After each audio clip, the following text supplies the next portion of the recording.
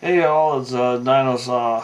I know it's been a while, but I'm just doing a real quick review of this really funny movie actually called Las Vegas. Um, yeah, and that's not Las Vegas, it's Las Vegas. It stars Morgan Freeman. Um, it stars Morgan Freeman, Michael Douglas, Kevin Kline, and Robert De Niro. And I gotta tell you, actually, it's quite hilarious. It's really fun. The whole plot line circles around. I mean, it's kind of in a way a ripoff of Hangover a little bit, but not really because there's no flashback, there's no backstory style learning where you learn what was the chain of events as the movie goes on. No, this was actually just four guys that were going to Las Vegas because one of their friends from Brooklyn in the late like 50s on that is going to get married, and that's Michael Douglas's character. He's 70 years old and he's going to get married to a girl about 32. And Michael Douglas is this huge successful guy, but everyone knows him as like the ladies man back then in that time, Brooklyn. And then there includes the whole movie starts off with children pictures of who people are and what they look like when they were younger and how the whole backstory. But then you find some plot lines in the movie that are very important, such as what happened to certain characters that created the reasons or the angles. And I gotta say, overall, this is a very typical, like, just four guys going to Las Vegas, just don't care about anything, gonna go have fun. Uh, not really in a sick sense of way, just fun, just gonna go get smashed. I have to say, the guy that kind of stole the whole movie was Morgan Freeman. He was great. He did the perfect drunk dude in the club. He did it so perfectly. It was just absolutely hilarious. And only thing is dancing. They said he was like a dancer, and you could tell he could like barely move because Morgan Freeman actually, I think he has very heavy arthritis, but he does have still quite a speaking voice and everything. But he's like in the trailer they talk about one of the scenes where he's like, this vodka and Red Bull makes me feel like I'm drunk and electrocuted. But then there's this whole monologue afterwards, which is absolutely hilarious. He's just like, he's crazy. He's a dancer. He loves it. And then you have Kevin Kline's character, where his wife actually gave him a condom and Viagra, and it's a go for it in Vegas. But I won't fill in what happens kind of there. And it's just like, what the heck? Then you had Robert De Niro's character. They all call him Patty, which I think is short for Patrick. And he originally didn't want to go because of an event in his family years and years ago. And then he got dragged into going, but then he started having some fun. But then some truth came out, which really hurt his feelings. And then you have Michael Douglas's character, which is like at the first when I saw her, I thought it was like his daughter, and then she's like, "Oh, I'm gonna marry him." And it's like 30, he's like 70, and she's like 32, and it's like, what the heck? And I gotta admit, this girl, whoever this girl was, like in reality, she was a young-looking 32. That was not a normal 32. I would say more likely 25, 24 here. That was not a 32. Sorry. Um, but anyway, it was about these old guys, and they're all from different walks of life. Morgan Freeman shows up, says, I'm going to play blackjack, wins. It takes $15,000 of his pension and wins over 100 grand on a blackjack table, and they all think he's like this big time roller and card counter. So he's getting hounded by the casino.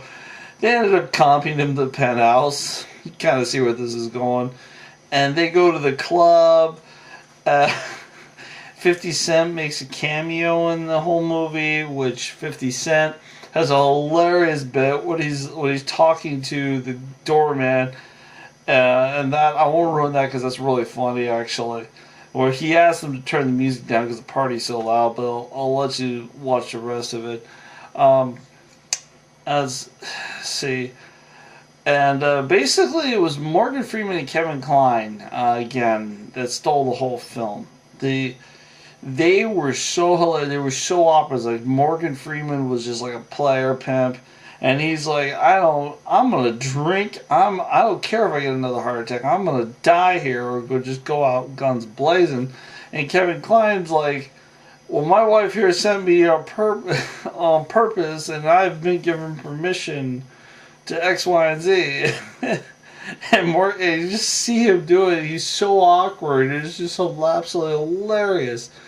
Because he's like thinks he's got freedom, but he doesn't understand what it is. And during the whole thing, they meet up with another girl, and this other girl was actually a filler or a representation of another friend they had back in Brooklyn who was no longer with them. And there's some conflict, even though she's really nice, really sweet. She drags out the two of them what was the whole background story between them. This is specifically Michael Douglas' character and Robert De Niro's character. They're kind of frictioning over something. I don't want to ruin it. But she drags it out of them, and then Robert De Niro hears it, and then things kind of go a little bit downhill, but then it's weird. Something you think that's just so horrible and so tragic turns around to be so positive because then the new life comes into the world, so to speak. It's hard to it's very easy to explain when you see it. And Morgan Freeman, his family's worried about him. His son calls. He lied to his son, said he was told he was on some church retreat. And he's like, yeah, I'm at some church retreat. Some lady wins a jackpot machine. And everyone's like, praise Jesus. It was hilarious. He's like, yeah, Holy Spirit, yeah. It was kind of messed up, but kind of funny at the same time.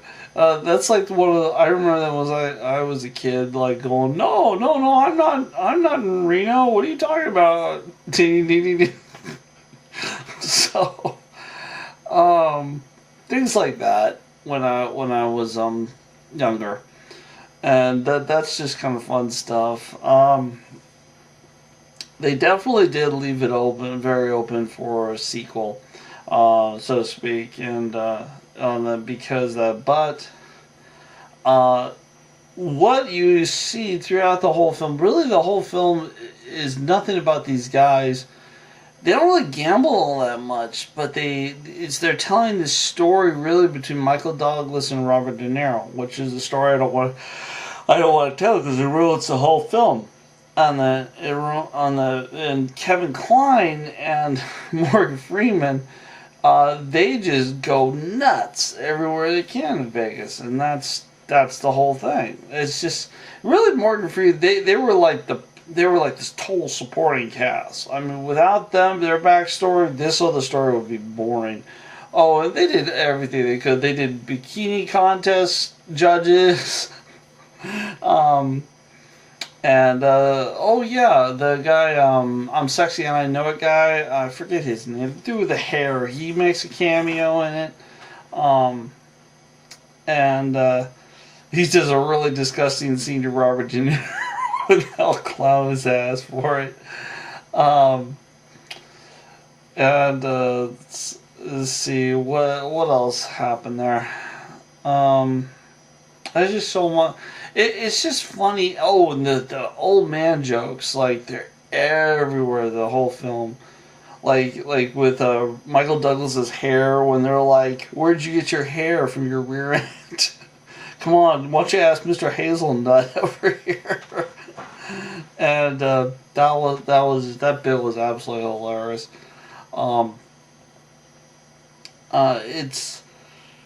It's also a story about coming to terms and being old, which is really the real hurtful part of the film, because they realize time is limited. They all have a very limited amount of time, and at the end of the whole thing, they realized that they spent so long, so apart, 50 years ago, you know,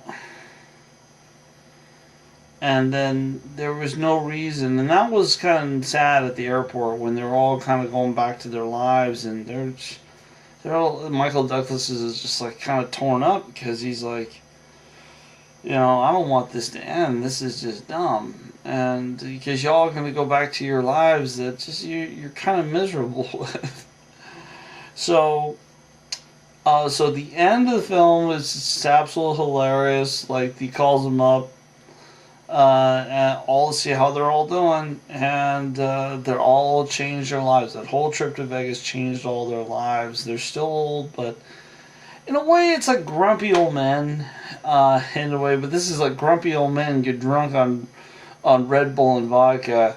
There was other funny scenes. Like one of the some punk tried to pick a fight with one of Kevin Kline, and Robert De Niro knocked him out. Did a little Raging Bull thing, and then then they said, "Oh, these four guys are from members of the five families of New York." And the guy's like, "I'm really sorry, man." And he's like, "Well, what does your apology get us?"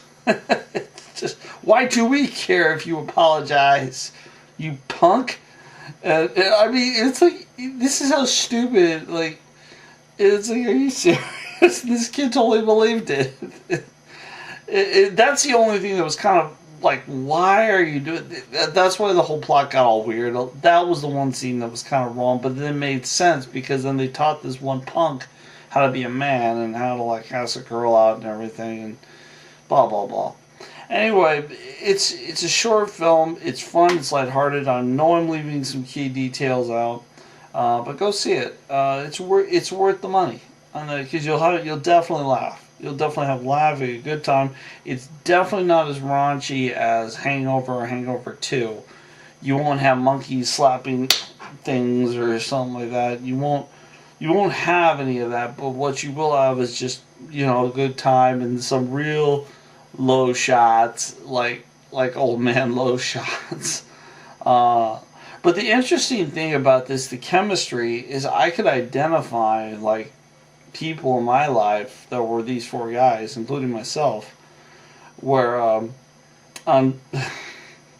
unfortunately I have to say I'm working Freeman because of the whole drinking escapade. It sounds like I feel like I'm getting electrocuted. Yeah, that was probably more me, but give it a shot. You'll have a good time. And anyway, that's really about it. This is Dinosaur. Enjoy the film, and I'll talk to you later.